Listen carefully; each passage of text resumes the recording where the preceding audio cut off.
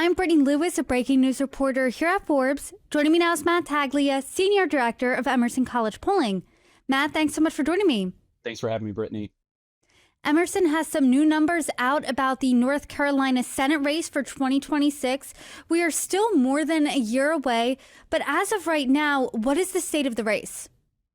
Well, the state of the race right now is that Cooper has a slight lead, but it is a significant lead. So 47% for former Governor Roy Cooper versus 41% for Whatley, the Republican challenger, with 12% undecided. So Cooper is posting a slight but significant lead here.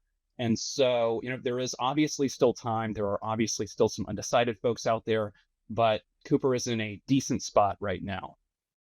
I'm curious, why is Cooper in a decent spot right now? We know that he is the former governor. Whatley is the RNC, one of the RNC co-chairs. Why is Cooper ahead? Because as we know, back in 2024, Donald Trump won the battleground state of North Carolina. That's right, he did win, but Cooper was a relatively popular governor for the state of North Carolina. We also saw that Josh Stein won the state in 2024 and is now the sitting governor. So right now, Cooper leads among independents by about 19 points. He leads with voters under the age of 50 by about 25 points.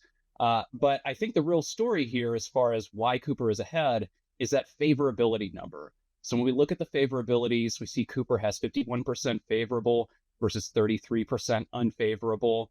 That's really high. So he has a majority who have a favorable opinion of him in the state.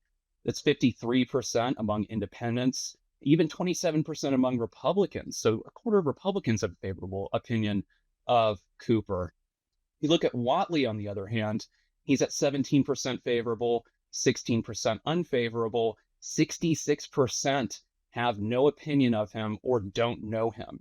So that is the real number here. Folks just don't know who Whatley is necessarily. And that could absolutely change, obviously, as the campaigns wrap up. He'll introduce himself a little bit more to the state.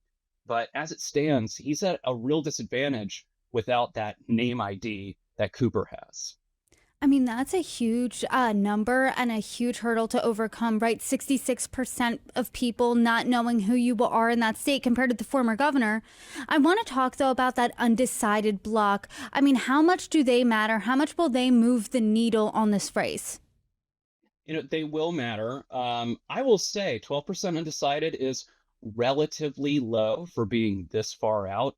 Remember, this is going to be in 2026, November 2026. But 12% of the electorate, that's not a huge chunk. So Whatley is really going to have an uphill battle here fighting for those undecideds. I think among those folks who are undecided, most of them probably don't have any idea who he is, despite being the former chair of the RNC and the former chair of the North Carolina Republican Party.